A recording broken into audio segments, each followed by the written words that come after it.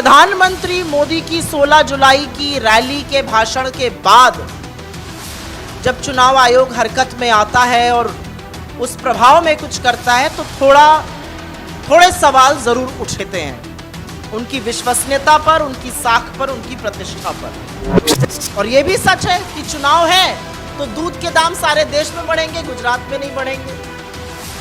CNG और PNG के दाम सारे देश में बढ़ेंगे, गुजरात में घटाए जाएंगे। अमित शाह जी गुजरात में जाकर फ्री सिलेंडर का दावा करते हैं। ऐसा दावा तो प्रधानमंत्री जी ने और अमित शाह जी ने यूपी में किया था। दिवाली में कितने लोगों को फ्री सिलेंडर होली दिवाली मिला, इसका भी उल्लेख हो जाए। हम एक लोकतंत्र में रहते हैं जहां पर जनमत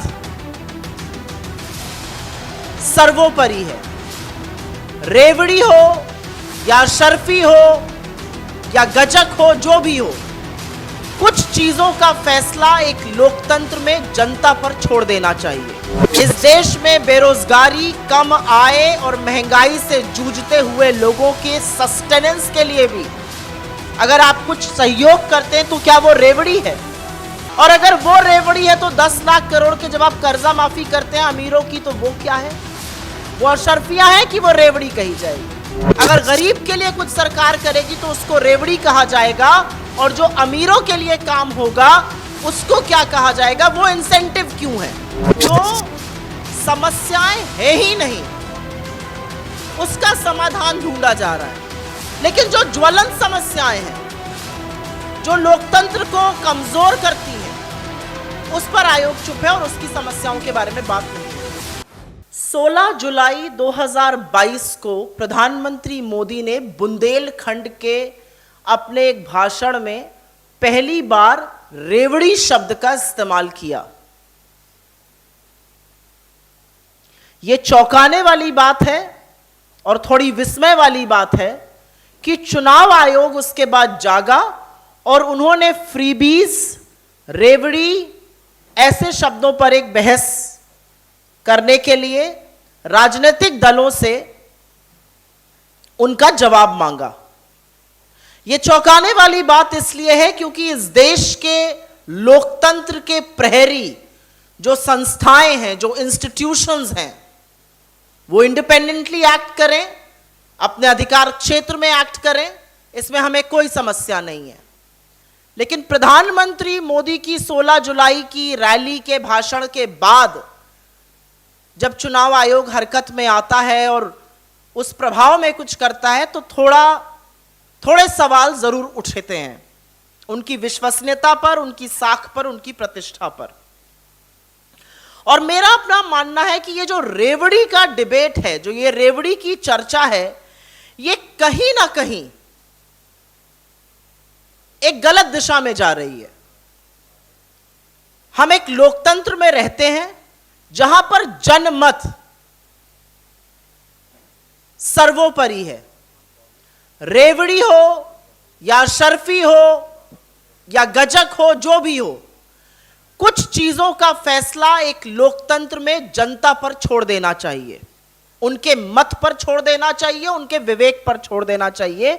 और जनता चुनाव के बाद आपका सम्मान करती है अगर वो आपकी बातें मानकर आपको जिता देती है, और आपको दंड देती है अगर हरा देती है।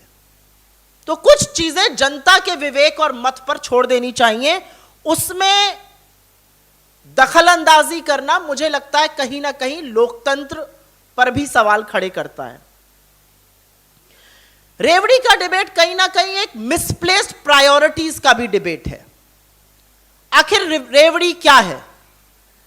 इस देश में बेरोजगारी, कम आय और महंगाई से जूझते हुए लोगों के सस्टेनेंस के लिए भी अगर आप कुछ सहयोग करते हैं तो क्या वो रेवड़ी है? और अगर वो रेवड़ी है तो 10 लाख करोड़ के जब आप कर्जा माफी करते हैं अमीरों की, तो वो क्या है?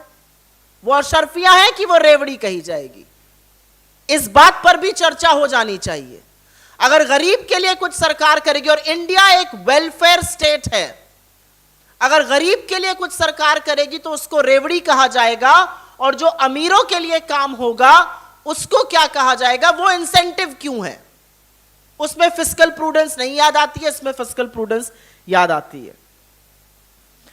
मैं क्रमवार तरीके से कुछ बातें आपके सामने रख देना चाहती हूं, और वो बातें रखनी जरूरी हैं। सबसे पहले तो अधिकार क्षेत्र का सवाल आता है, ज्यूरिसडिक्शन। चुनाव आयोग ने हमसे जवाब मांगा था और हमने अपने जवाब में यह विस्तृत उल्लेख किया है कि आर्टिकल 324 जो संविधान का है, उसके तहत फ्री एंड फेयर इलेक्शन कराना चुनाव आयोग की जिम्मेदारी है, उनका कार्यक्षेत्र है, उनका कर्तव्य है। और इसीलिए चुनाव आयोग ने समझ दिखाते हुए राजनीति में दखल अंदाजी करने से परहेज किया है पास्ट में। Chapter 19A of the Indian penal code 1860 और the representation of people act 1951 commission को यह निर्धारित करने में मदद जरूर करता है कि क्या वैधानिक है और क्या असंवैधानिक है, क्या लीगल है और क्या इल्लीगल है। और इसी के चलते सांप्रदायिक लफ्फाजी, बयानबाजी, नफरती भाषण और अत्यधिक प्रभाव, अनड्यू इन्फ्लुएंस का समाधान करना आयोग का काम है। लेकिन क्या आयोग का काम यह है कि पॉलिटिकल पार्टीज लोगों के सामने क्या वादे करती हैं और लोग उन वादों से कितना प्रभावित होकर उनको वोट करते हैं, कितना विश्वास जताते हैं? हमारा अपना मानना है कि ये उनके अधिकार क्षेत्र में नहीं है। तो पहली बात हो गई अधिकार क्षेत्र की। दूसरी बात हो गई एनफोर्सेबिलिटी की, कि जो कानून बने हुए हैं उनका कितना पालन हो रहा है, उनकी कितनी देखरेख हो रही है, उनका कितना कार्यवान हो रहा है। हमें यह कहने में बिल्कुल परहेज नहीं है कि हमारा कानून कहता है कि सैन्य बलों का इस्तेमाल चुनाव में कोई राजनीतिक दल नहीं करेगा, लेकिन भारतीय जनता पार्टी ने तमामों पोस्टरों के तहत, भाषणों के तहत प्रधानमंत्री मोदी जी ने और अमित शाह जी ने सैन्य बलों का प्रयोग किया। हम इस पर आयोग के पास गए और आयोग ने उनको क्लीन चिट दी। आयोग के सामने बड़े ज्वलंत मुद्दे हैं और हमारा मानना है कि पहले उन ज्वलंत मुद्दों का निर्वहन कर लीजिए, बाकी बातें तो बाद में करिएगा। चाहे इंडियन रेलवेज का दुरुपयोग करना हो प्रचार के लिए, ऑफिशियल एजेंट्स का बार बार मॉडल कोड ऑफ कॉन्डक्ट का उल्लंघन करना हो, प्रचार प्रसार करना हो निर्धारित समय के बाहर, ये सारे काम राजनीतिक दल भारतीय जनता पार्टी ने और प्रधानमंत्री मोदी ने किए हैं। इसकी सबकी सबमिशन हमने इलेक्शन कमीशन को बार बार दी है और लगातार उनको क्लीन चिट मिल जाती है। तो हमारा अपना मानना है कि सबसे पहले तो जो कानून बने हुए हैं उनको क्रियान्वित किया जाए, बाकी अधिकार क्षेत्र तो बाद में बढ़ाने की बात की जाए। अब यहां पर एक और बात आती है और यह बात है डेफिनेशन की, जो मैंने पहले भी कहा कि चुनाव आयोग कैसे डिसाइड करेगा फ्रीबी क्या है। एक गरीब मजदूर को जिसकी आय चली गई है, एक गरीब किसान को जिसको उपज का पैसा नहीं मिलता है, दिहाड़ी करने वाले जो आत्महत्या कर रहे हैं, अगर उनके परिवारों को थोड़ी सी सहायता सरकार देती है, जो इसका मॉरल दायित्व है, नैतिक दायित्व है सरकार का देना, उसको कौन फ्रीबी डिसाइड करेगा? और अगर आपने उसको रेवड़ी या फ्रीबी मान लिया तो यह भी बात होती है कि आप इसको लागू कैसे करिएगा। क्या आप कैंडिडेट को डिस्क्वालीफाई करिएगा? क्या आप पार्टी को बैन करिएगा? क्या आप यह देखिएगा कि कौन से वादे किए गए और कौन से वादे पूरे किए गए? क्या आप हर इलेक्शन रैली में जो बड़े बड़े जुमले छोड़े जाते हैं भारतीय जनता पार्टी और खासतौर से मोदी जी के द्वारा, उन पर कार्रवाई करिएगा? और इसकी एक लंबी फहरिस्त है, उसके बारे में अभी हम बात करते हैं। तो हमारा अपना मानना यह है कि जो समस्याएं है ही नहीं उसका समाधान ढूंढा जा रहा है, लेकिन जो ज्वलंत समस्याएं हैं, जो लोकतंत्र को कमजोर करती हैं, उस पर आयोग चुप है और उसकी समस्याओं के बारे में बात नहीं हो रही है। और अब मैं आपको क्रमवार तरीके से बता देती हूं कि रिस्पॉन्सिबल वादे क्या होते हैं और कैसे पूरे किए जाते हैं, और इर्रिस्पॉन्सिबल जुमलेबाजी क्या होती है। कांग्रेस ने अपने घोषणा पत्र में मनरेगा की बात करी, हमने अपना वादा पूरा किया और आज मनरेगा संजीवनी बनके ग्रामीण क्षेत्रों में खड़ा है। हमने अपने घोषणा पत्र में खाद्य सुरक्षा की बात करी, हमने वो अधिनियम बनाया और ये सच है कि उसी के चलते आज लोगों की थाली में भोजन है। हमने अपने घोषणा पत्र में शिक्षा के अधिकार की बात करी, सूचना के अधिकार की बात करी और उसको करके दिखाया। ये रिस्पॉन्सिबल वादा किया, लोगों ने हम पर विश्वास जताया और हमको चुनाव जिताकर अपना विवेक और अपना मत का अधिकार का प्रयोग किया। अब भारतीय जनता पार्टी ने भी बड़े सारे वादे किए, तो जब रेवड़ियों की बात होगी तो ये सारे वादे आएंगे।